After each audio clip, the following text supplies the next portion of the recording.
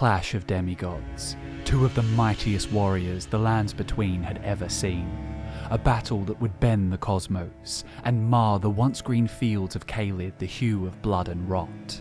A conflict this devastating could have no victor. For General Radahn, his glorious memory was eclipsed by the monster he became. They say that once, the Red Lion's gravitational magics were so powerful that he commanded the very stars, holding them in place above the world like shining sentinels.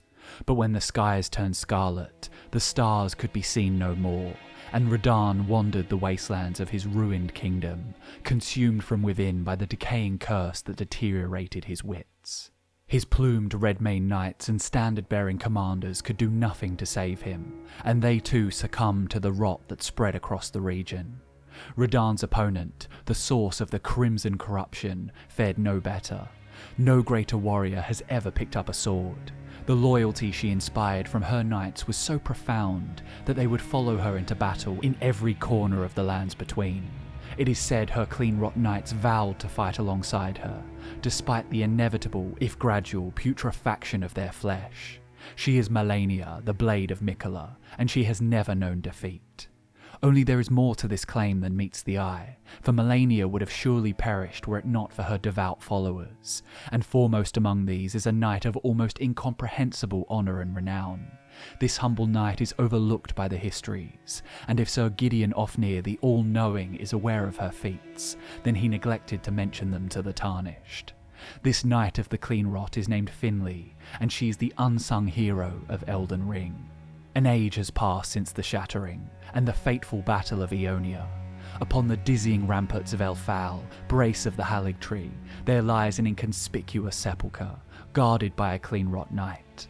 This is the modest mausoleum of the knight Finlay. Her ashes have been preserved through the years, and her spirit endures, proud and protective of her slumbering lady. Her resting place bears a short inscription, as unassuming as the spirit it pertains to.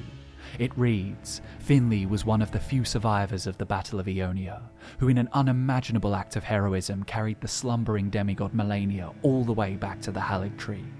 She managed the feat alone, fending off all manner of foes along the way.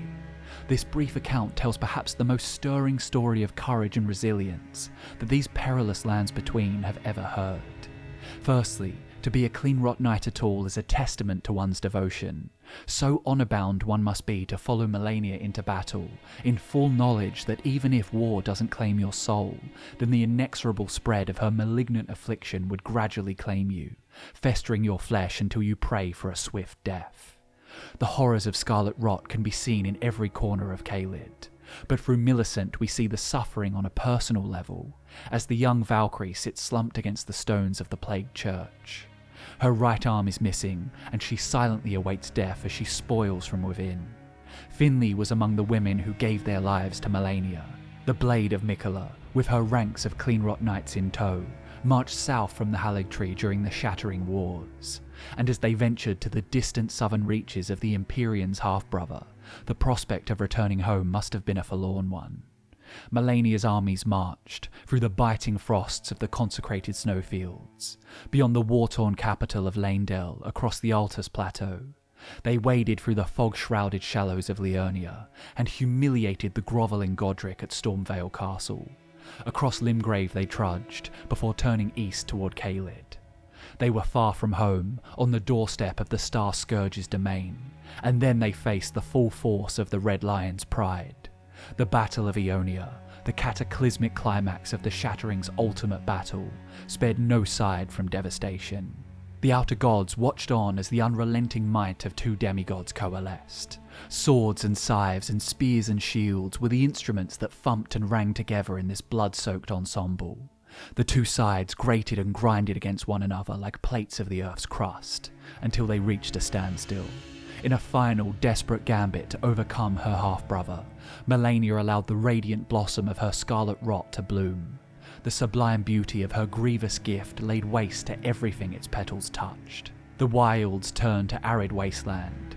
Radahn became a mindless beast. Malenia lay in a coma, and almost every living thing for leagues around perished. The site of Malenia's burgeoning became the swamp of Aeonia, a stagnant pool of roiling red rot, gurgling and spitting noisome emissions, crawling with mutated monstrosities. The scarce few survivors slog eternally through the undulating filth. Malenia may claim to have never known defeat, and since General Radahn was not fit to fight on, she is technically correct. But as the Valkyrie lay comatose after her calamitous exertion, her hope of survival was very slim. She would almost certainly have drowned in the mire of her own creation, or been devoured by one of the unnatural beasts that she spawned, no more magnificent than any of the carrion that surrounded her. But she yet breathed, and her only salvation came from the unyielding loyalty she inspired in her followers. Through the crimson smog came Finlay. Weak and wounded, Finlay found her unconscious master lying naked at the heart of the swamp. Malenia's blight-scarred wings had folded over her, protecting her frail body from the elements.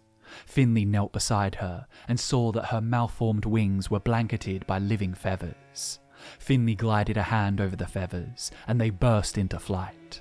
100 Aeonian butterflies swirled about her and took to the skies. Beneath the butterflies, Malenia was shivering. The colour had drained from her, even her hair lacked its lustre. Finlay removed her crimson cloak and wrapped it around Malenia's feeble form. She placed her master over her shoulder and began to walk west. So long as Malenia drew breath, Finlay would carry her. A wise and well-provisioned wanderer, with not a foe in the world, would warn you of the countless natural hazards that claim unwary travellers in the lands between. Finlay was exhausted from battle and burdened by the weight of Malenia.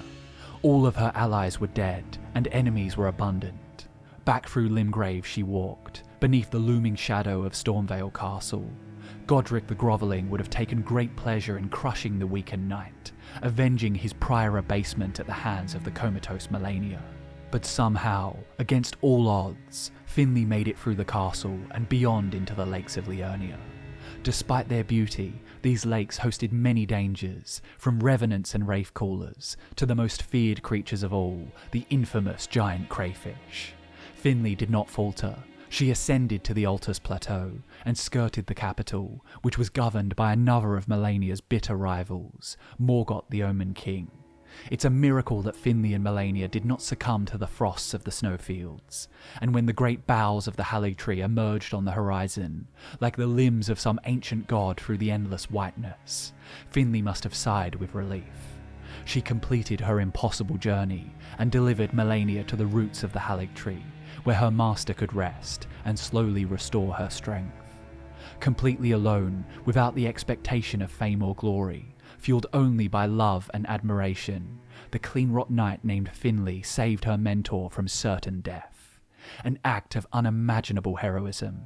In the years that passed between the shattering and the return of the Tarnished, Finlay lived out her days at Elfal.